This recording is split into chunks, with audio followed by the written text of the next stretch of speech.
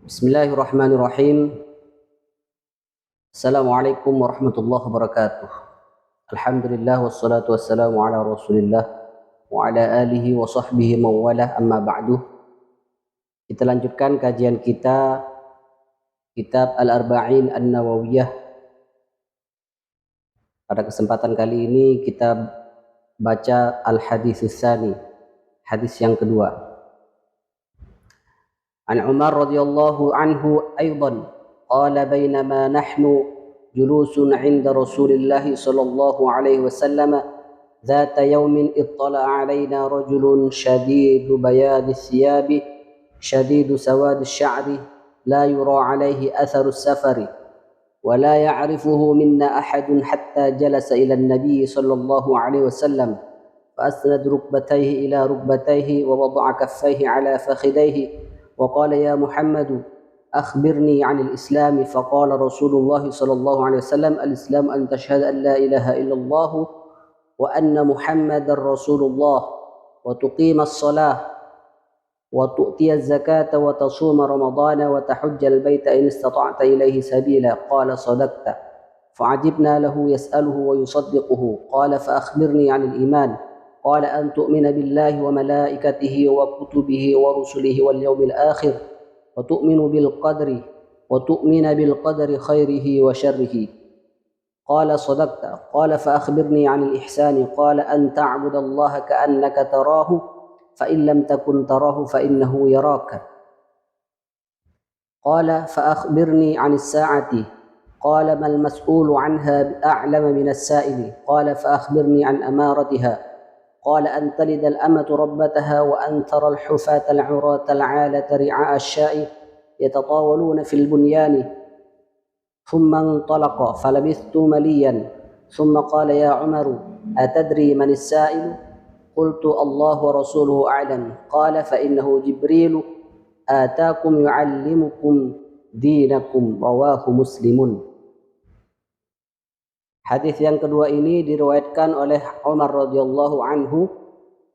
Kita tahu kemarin tentang sedikit manaqib atau sirah perjalanan hidup dari Sayyidina Umar radhiyallahu anhu. Beliau meriwayatkan hadis kedua dan bercerita, beliau berkata, bainama nahnu julusun 'inda Rasulillah sallallahu alaihi wasallam, ketika kami duduk di sanding Rasulullah, di sisi Rasulullah sallallahu alaihi wasallam, artinya di situ duduk dalam majelis Rasulullah sallallahu alaihi wasallam, dzata yaumin, di satu hari, ittala'a, tiba-tiba muncul, alaina, ya, di majelis kami. Siapa yang muncul? Rajulun, seorang laki-laki, syadidu bayadi thiyabi, yang sangat putih pakaiannya, syadidu sawadi sya'ri, yang sangat hitam rambutnya, la yura alaihi atharus safari, yang tidak diketahui bekas perjalanannya. Jadi di laki-laki itu tidak ada bekas perjalanan, dia bukan orang jauh. Wala ya'rifuhu minna ahadun, dan tidak mengenalnya di antara kami seorang pun. Jadi tidak ada seorang pun dari kami mengenalnya. Hatta jalasa ila Nabi sallallahu alaihi wasallam, hingga laki-laki itu duduk dekat Nabi. Fa asnada rukbataihi, lalu ia menyandarkan kedua lututnya, ila rukbataihi, kepada kedua lutut Nabi. Wa wada'a kaffaihi ala fakhidaihi, dan meletakkan kedua telapak tangannya di atas fakhidaihi, di atas kedua pahanya, paha Nabi. Wa qala ya Muhammad, lalu laki-laki itu berkata, ya Muhammad, wahai Muhammad, akhbirni 'anil Islam, kabari aku tentang Islam, ceritakan kepadaku tentang Islam. Faqala Rasulullah sallallahu alaihi wasallam, lalu Rasulullah sallallahu alaihi wasallam menjawab, al-Islamu, Islam itu, an tashhadu an la ilaha illallah, engkau bersaksi tiada Tuhan yang berhak untuk disembah kecuali Allah, wa anna Muhammadar Rasulullah, dan sungguhnya Muhammad adalah utusan Allah, wa tuqimas salat, dan kau dirikan salat, wa tu'tiyaz zakah, dan kau tunaikan zakat, wa tasuma Ramadan, dan kau puasa di bulan Ramadan. Kemudian wa tahujjal baita, dan kamu haji ke Baitullah, in istata'ta ilaihi sabila, jika kamu mampu untuk ke sana. Qala sadaqta, lalu laki-laki itu menjawab, sadaqta, benar engkau. Fa'ajibna lahu yas'aluhu wa yusaddiqu, lalu Sayyidina Umar mengatakan, kami takjub, kami merasa aneh pada laki-laki ini. Yas'aluhu, dia bertanya, wa yusaddiqu, dan dia membenarkan. Berarti cuma ngetes. Qala fa akhbirni 'anil iman, lalu laki-laki itu berkata lagi, coba beritakan, kabarkan kepadaku tentang iman. Apa itu iman? Qala, lalu Rasulullah menjawab, an tu'mina billahi, engkau beriman kepada Allah, wa malaikatihi, dan malaikat-malaikat Allah, wa kutubihi, dan kitab-kitab Allah, wa rusuli, dan para utusan Allah, wal yaumil akhir, dan hari akhir, wa tu'mina, dan kau beriman bil qadari, dengan qadar, keputusan Allah, takdir Allah, khairihi wa syarrihi, baik dan buruknya. Qala, lalu laki-laki itu menjawab sekali lagi, sadaqta, benar kamu. Qala, lalu laki-laki itu bertanya lagi, fa akhbirni anil ihsan, kabari aku, kasih tahu aku tentang ihsan. Apa itu ihsan? Lalu Rasulullah SAW menjawab, qala an ta'budallaha, ihsan itu adalah engkau menyembah Allah, ka'annaka tarahu, seakan engkau melihat Allah, fa illam takun tarahu, dan jika engkau tidak melihatnya, maka sungguhnya Allah melihatmu. Qala, lalu laki-laki itu lagi-lagi bertanya, fa akhbirni 'anis sa'ah, beritakan kepadaku, kabari aku tentang kiamat. Lalu Rasulullah menjawab, mal mas'ulu anha bi'a'la minas sa'il, tidaklah yang ditanya itu lebih tahu daripada yang bertanya. Qala, lalu laki-laki itu kemudian bertanya lagi, fa akhbirni an amaratiha, kabari aku tentang tanda-tandanya. Qala, lalu Rasulullah SAW menjawab, antalidal amatu rabbataha, seorang budak hamba, tanda-tanda kiamat itu adalah seorang budak hamba melahirkan tuannya, melahirkan majikannya. Wa antaral hufatal urata, dan kamu nanti akan lihat orang yang sangat miskin, tidak pakai hufat, tidak pakai sandal, al-urat, yang tidak pakai pakaian, al-alat, yang sangat miskin, yang sangat fakir, ri'a asyai, pengembala kambing, yatatawaluna, mereka semua yatatawalun, saling berlomba-lomba, saling memanjangkan, saling meninggikan, fil bunyani, dalam bangunan. Jadi saling berlomba-lomba bangunan tertinggi. Itu salah satu tanda kiamat. Tsumman talaqa, lalu laki-laki itu pergi, falabistu maliyan, lalu kami sejenak, kata Sayyidina Umar, diam. Tsumma qala, lalu Rasulullah dawuh, ya Umar, wahai Umar, atadri manis sa'il, tahukah kamu siapa yang bertanya? Lalu aku katakan, kata Umar, qultu Allahu wa rasuluhu a'lam, Allah dan Rasulnya yang lebih tahu. Qala, lalu Rasulullah berkata, bersabda, fa innahu Jibrilu, dia adalah Jibril, atakum, mendatangi kalian, yu'allimukum, atakum, mendatangi kalian, yu'allimukum dinakum, untuk mengajari kalian mengenai din, mengenai agama kalian. Ya. Hadis riwayat Imam Muslim. Hadis ini mengandung banyak pelajaran, diantaranya kita perhatikan bahwa laki-laki yang datang secara tiba-tiba dalam sebuah majelis ilmu itu ciri-cirinya sangat rapi sekali, pakaiannya putih, rambutnya hitam, bahkan tidak ada debu, tidak ada bekas perjalanan, tidak kotor, artinya dalam keadaan rapi. Itu menunjukkan bahwa adab seorang yang ingin hadir di majelis ilmu itu adalah rapi dan bersih. Itu bagian dari adab. Kemudian adab lainnya adalah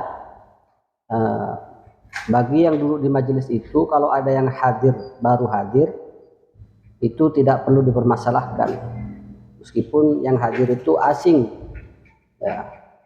bagi majelis tersebut.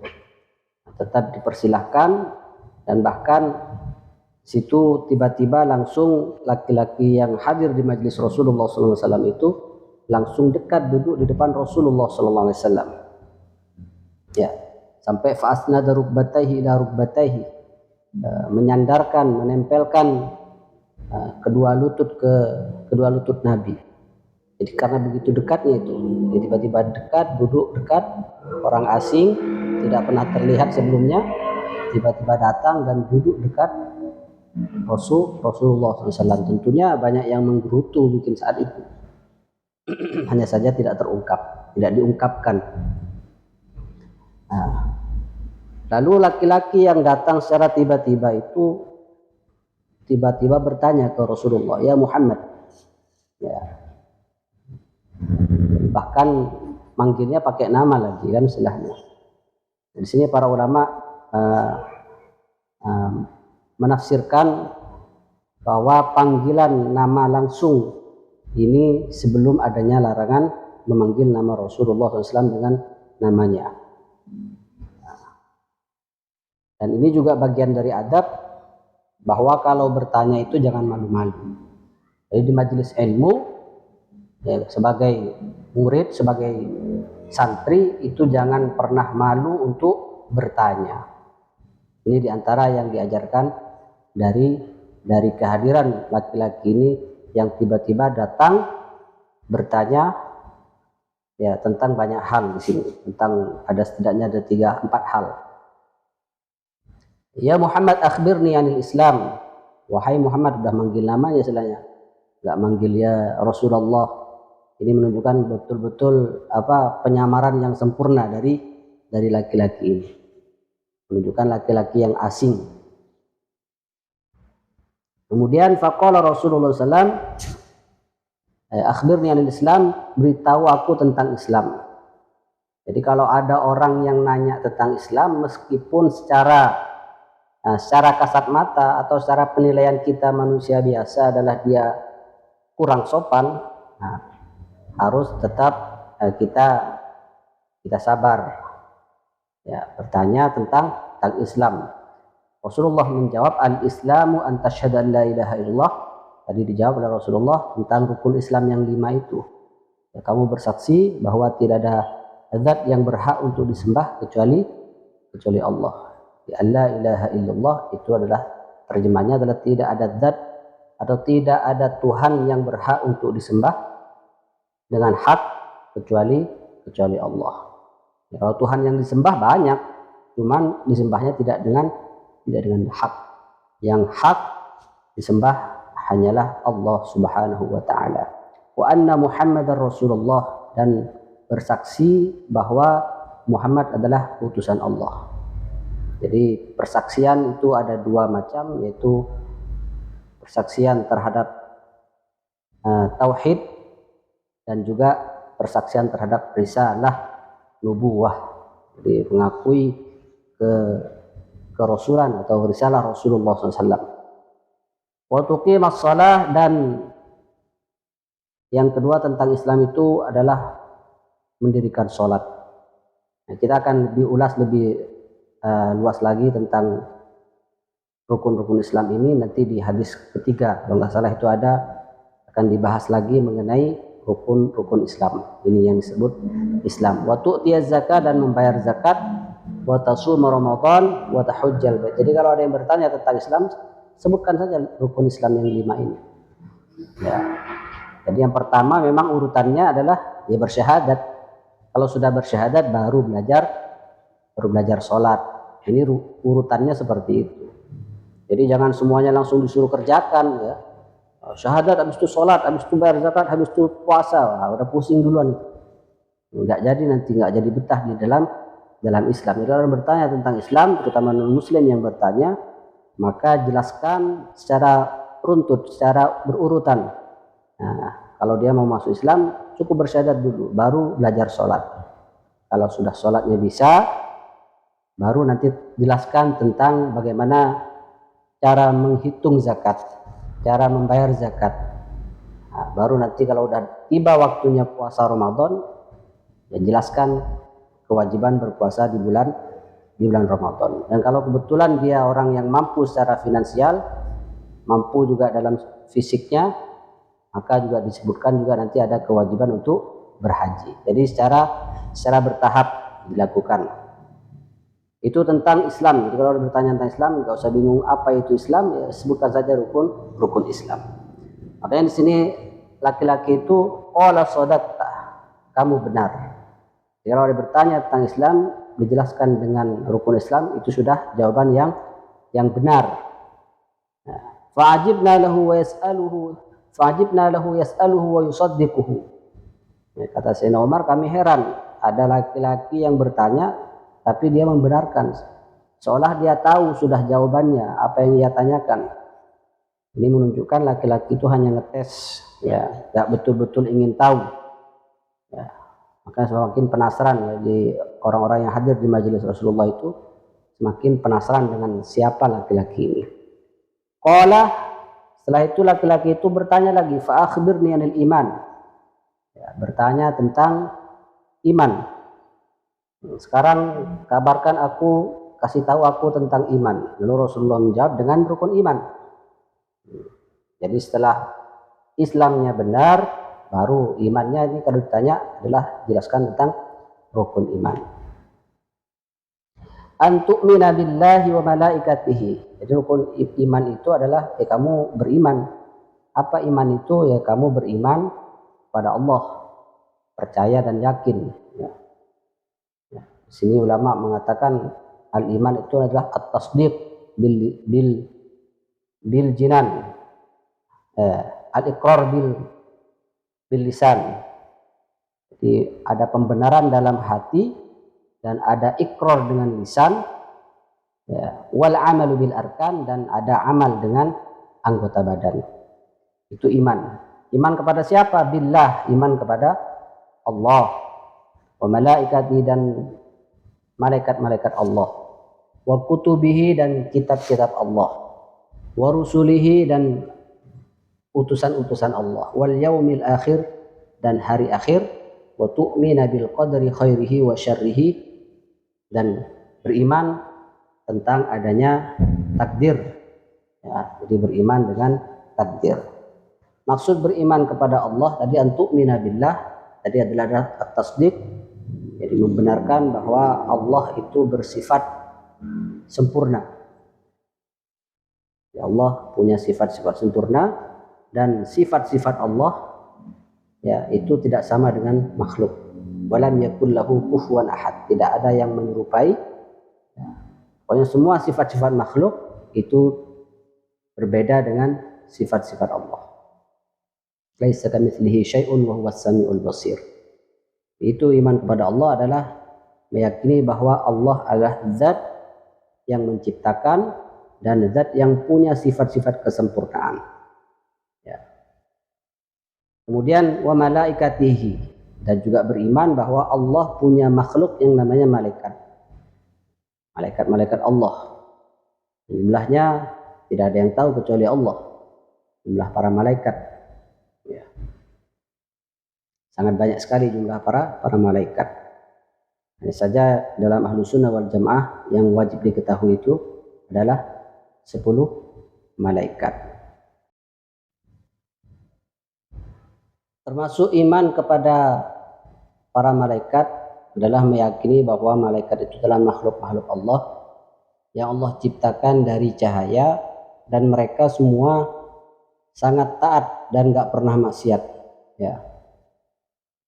Sebutkan di Al-Quran itu la ya'sunallaha ma amarahum wa hum la ya'sunallaha ma amarahum wa yaf'aluna ma yu'marun. Jadi mereka tidak pernah bermaksiat sama sekali. Jadi makhluk Allah yang istilahnya taat, sangat taat sekali. Ibadun mukramun, hamba-hamba yang dimuliakan karena nggak pernah maksiat. Diciptakan dari cahaya, tidak ada keluarga, tidak ada jenis kelamin.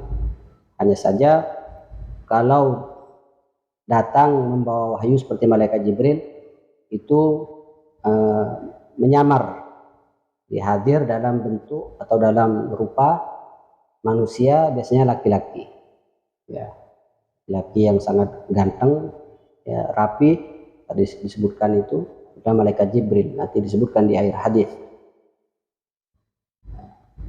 Karena malaikat Jibril itu kan mendatangi Rasulullah, para ulama mengatakan kurang lebih itu sebanyak 24.000 kali. Ya, jadi malaikat Jibril mengunjungi Rasulullah itu sebanyak 24.000 kali selama hidup Rasulullah SAW. Nah, jadi di antara yang diyakini atau yang kita imani terhadap malaikat ini adalah tadi bahwa jumlah mereka juga tidak terbatas, tidak ada yang tahu kecuali Allah.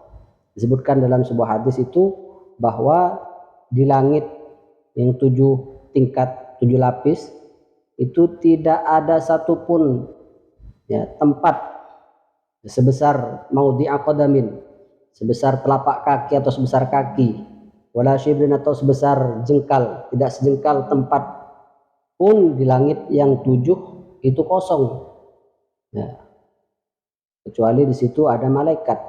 Jadi semua langit itu semuanya penuh dengan malaikat. Illa wa fihi malakun qaimun aw raki'un aw sajidun. Ada yang tugasnya hanya berdiri terus, ada yang tugasnya hanya ruku terus, dan ada yang tugasnya hanya sujud terus.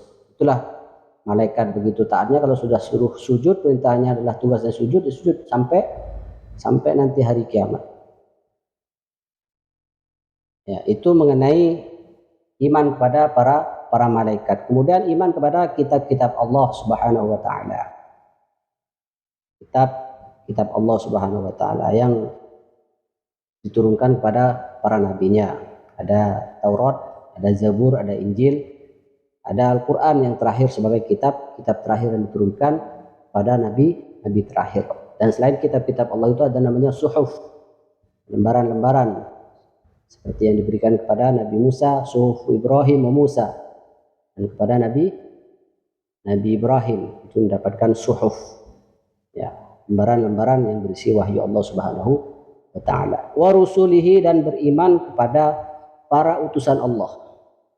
Jadi para utusan, para rasul, ya, kita wajib imani bahwa mereka adalah manusia-manusia pilihan Allah yang Allah jaga, maksum, yang Allah jaga dari perbuatan dosa.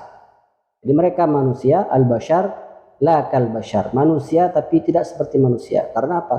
Karena Allah berikan kemuliaan, berikan pemeliharaan, berikan penjagaan terutama dari perbuatan dosa. Kalau sifat-sifat kemanusiaan yang lain seperti sakit yang tidak sampai mengurangi derajat kerasulannya, maka itu juga terjadi sakit, mungkin ya kadang demam, nah seperti itu. Juga menikah, juga tidur, itu sebagaimana sifat-sifat manusia. Tapi tetap, ya, para rasul adalah basyarun la kal bashar, ya, karena mendapatkan wahyu dari Allah Subhanahu wa taala. Kemudian iman yang kelima adalah wal yaumil akhir, dan meyakini bahwa akan ada hari akhir. Kehidupan di dunia ini adalah kehidupan yang pasti akan berakhir. Kita harus meyakini itu. Itulah bagian dari keimanan, bagian dari keyakinan yang harus kita yakini, bahwa kehidupan dunia ini pasti akan berakhir. Ya, pasti akan nanti hancur dunia ini dan akan digantikan yauma tubaddalul ardu ghairal ardi. Jadi akan Allah ganti bumi ini dengan bumi yang lain, dengan, ya, tempat yang lain. Jadi semuanya akan diganti dan semua nanti akan berakhir kehidupan yang kita jalani saat ini. Dunia yang kita jalani saat ini pasti semuanya akan berakhir. Wal yaumil akhir, hari terakhir kehidupan dunia, yaitu kiamat. Dan pada puncaknya adalah fariqun fil jannati wa fariqun fis sa'ir.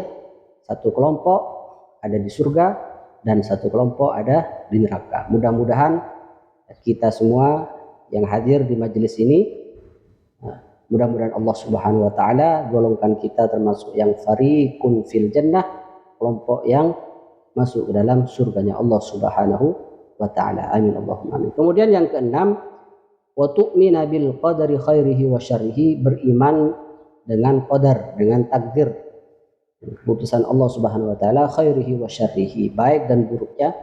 Itu kita yakin bahwa itu semua sudah ditakdirkan, sudah diputuskan oleh Allah Subhanahu wa taala. Sehingga ketika kita mendapatkan yang baik, kita tahu bahwa itu dari Allah, kita bersyukur. Ya. Dan kalau mendapatkan syarrihi, dapat yang buruk, takdir yang buruk, ya. Kalau kita yakin bahwa takdir itu dari Allah, pasti kita akan bersabar. Karena apa? Karena kita yakin buruk yang menurut kita itu bisa jadi adalah baik sebenarnya bagi kita. Jadi hanya pendapat kita aja yang buruk, karena kita nggak tahu hakikat dari takdir yang kelihatan buruk tadi. Kalau kita benar yakin bahwa takdir itulah yang membuat atau yang menciptakan adalah Allah Subhanahu wa ta'ala, kita akan ridha dalam keadaan lapang, dalam keadaan sulit, dalam keadaan susah, dalam keadaan bahagia. Hati kita tidak akan berubah, akan tetap taat kepada Allah Subhanahu wa ta'ala. Itu manfaatnya kita beriman dengan qadar, dengan takdir baik dan buruknya, itu semua dari Allah Subhanahu wa ta'ala. Makanya laki-laki itu menjawab, qala shadaqtah, kamu benar. Lagi-lagi dibenarkan bahwa iman itu yang 6 itu, rukun iman. Kemudian laki-laki itu bertanya lagi, qala fa akhbirni 'anil ihsan. Sekarang coba kabarkan aku, beritahu aku tentang ihsan. Apa ihsan itu? Qala, lalu Rasulullah SAW menjawab, an ta'budallaha ka'annaka tarahu. Kamu beribadah kepada Allah, kamu menghamba kepada Allah seakan-akan kau melihatnya. Fa in lam takun tarahu, dan kalau kau tidak bisa melihatnya, fa innahu yaraka, cukup kau yakin bahwa Allah melihatmu. Nah, inilah yang menyempurnakan ihsan, inilah yang menyempurnakan keislaman kita dan keimanan kita. Karena dalam ibadah kita akan senantiasa merasa diawasi oleh Allah Subhanahu wa taala, sehingga kita benar-benar ikhlas, benar-benar merasa betul-betul tersambung hati kita dengan pengawasan Allah Subhanahu wa taala. Karena kita selalu muraqabah, selalu merasa diawasi, sehingga hati juga akan terjaga. Ketika hati terjaga, maka amalan-amalan zahiriyah pun akan terjaga dengan baik. Akan melahirkan amalan-amalan yang baik karena hati sudah baik. Karena merasa sudah diawasi oleh Allah, maka baiknya itu memang benar-benar baik, ya. Tidak hanya baik ketika dibaikin atau hanya baik ketika menguntungkan, tapi benar-benar baiknya itu karena semata-mata ikhlas, semata-mata merasa diawasi oleh Allah Subhanahu wa ta'ala. Itulah yang disebut ihsan. Ini menyempurnakan keislaman dan keimanan kita. Kemudian laki-laki ini bertanya lagi, qala fa akhbirni an sa'ati. Coba sekarang beritahu aku tentang kiamat, kapan kiamat itu akan terjadi. Lalu Rasulullah menjawab, mal mas'ulu anha bi'a'lam minas sa'il. Ya, tidak ada yang ditanya itu lebih tahu daripada yang bertanya. Artinya saya nggak tahu bro. Yang ditanya tidak lebih tahu daripada yang nanya. Ini adalah ungkapan secara tidak langsung, saya tidak tahu, tapi lebih halus. Qala fa akhbirni an amaratiha. Lalu laki-laki itu pindah pertanyaan dengan menanyakan an amaratiha, tanda-tandanya kiamat. Qala an talidal amatu rabbataha. Lalu Rasulullah SAW menjawab, salah satu tanda kiamat itu dekat adalah an talidal amatu rabbataha, seorang budak wanita melahirkan majikannya, ya. Melahirkan majikannya. Kalau secara zahir artinya banyak wanita-wanita yang menjadi budak hamil, ya dihamili oleh majikannya. Ini secara zahir. Kalau sekarang kan sudah nggak ada perbudakan, maka para ulama mensyarahi atau menafsirkan hadis ini itu menunjukkan adalah kathratul uquq, akan terjadi banyaknya kedurhakaan, jadi anak-anak durhaka. Jadi kalau sudah banyak anak yang durhaka kepada orang tuanya, memperlakukan orang tuanya seperti budak, nah itulah tanda kiamat sudah dekat. Antalidal amatu rabbataha adalah isyarah ila kathratil uquq wa idha'atil huquq, dan banyaknya hak-hak yang tidak dipenuhi. Ya, itu salah satu tanda dekatnya hari kiamat. Kemudian wa antaral hufatal uratal alata, dan tanda kedua di antara tanda dekatnya kiamat adalah jika kau lihat al-hufat, orang yang tidak pakai sendal, jadi buat beli sendal aja nggak bisa. Al-urat, orang yang telanjang, artinya pakaiannya tidak sempurna. Al-alata, yang miskin. Ri'a asya'i, orang-orang yang pekerjaannya itu adalah pengembala kambing. Pengembala kambing itu bukan berarti dia punya kambingnya, biasanya hanya dapat upah. Artinya orang-orang miskin, orang-orang fakir itu kalau sudah yatatawaluna fil bunyan, kalau sudah berlomba-lomba dalam membangun rumahnya, membangun bangunan yang tinggi, itu pertanda kiamat sudah dekat. Kalau sudah orang banyak yang makmur, jadi ekonominya sudah bagus.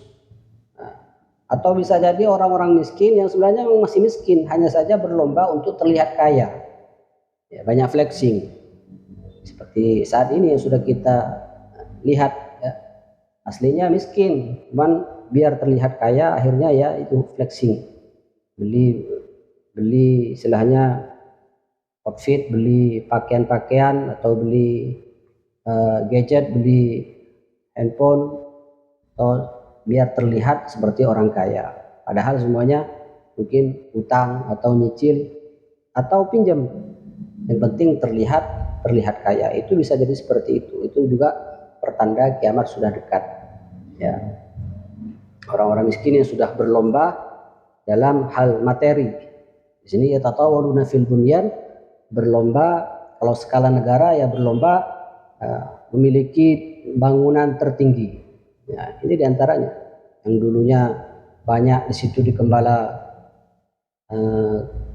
kambing, lahan-lahannya untuk kambing dikembala, artinya lahan-lahan yang kosong, lahan-lahan rumput, yang kemudian di situ dibangunlah bangunan-bangunan yang menjulang tinggi, pencakar-pencakar langit. Ya.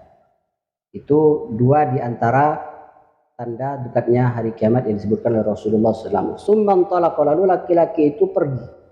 Jadi setelah nanya-nanya, laki-laki itu pergi. Falabistu malian, kata Sayyidina Umar, lalu saya diam beberapa saat. Summa qala, lalu Rasulullah SAW nanya, ya Umar, atadri manis sa'il? Wahai Umar, tahukah engkau siapa yang nanya tadi? Qultu Allahu wa rasuluhu a'lam. Jadi kata Sayyidina Umar, Allah dan Rasulnya yang lebih tahu. Jadi saya nggak tahu ya Rasulullah, Allah dan Rasulnya yang lebih tahu. Itu adalah jawaban yang menunjukkan adab. Sebagaimana Rasulullah tadi menjawab, sebenarnya bisa aja menjawab tidak tahu. Ya, jadi jawabnya bisa Allah wa Rasuluhu a'lam.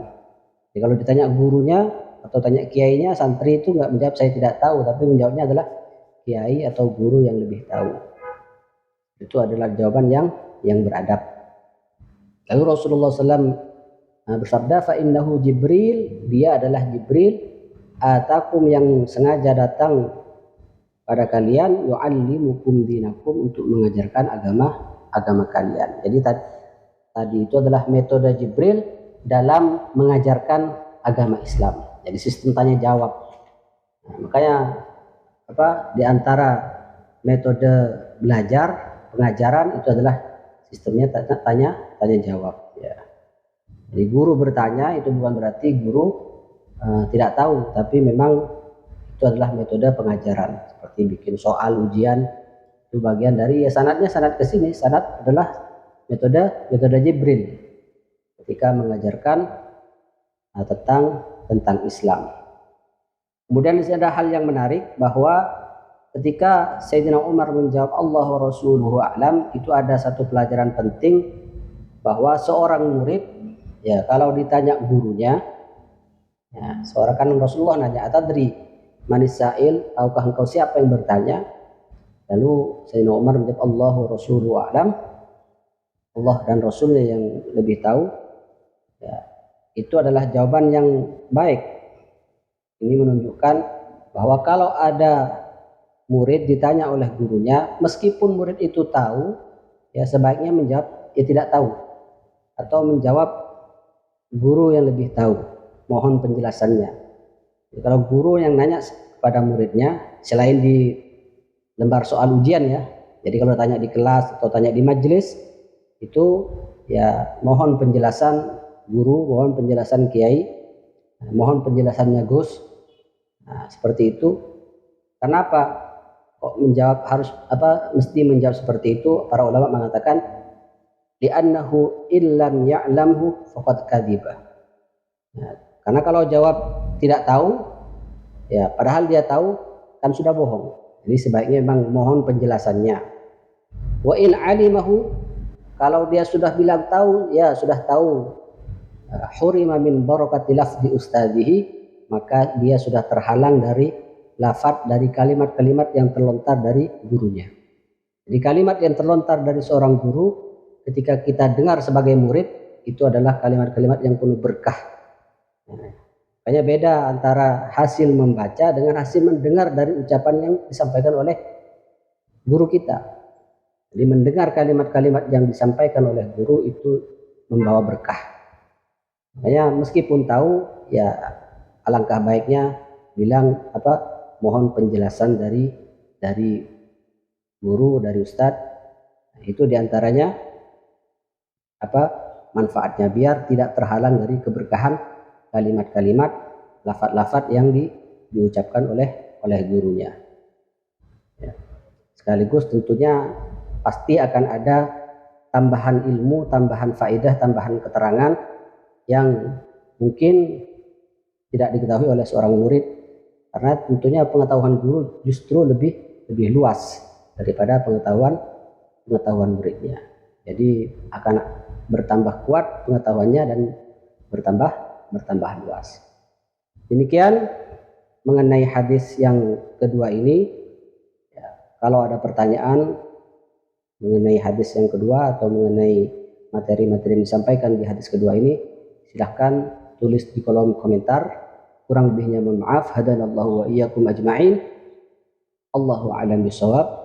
Wassalamualaikum warahmatullahi wabarakatuh.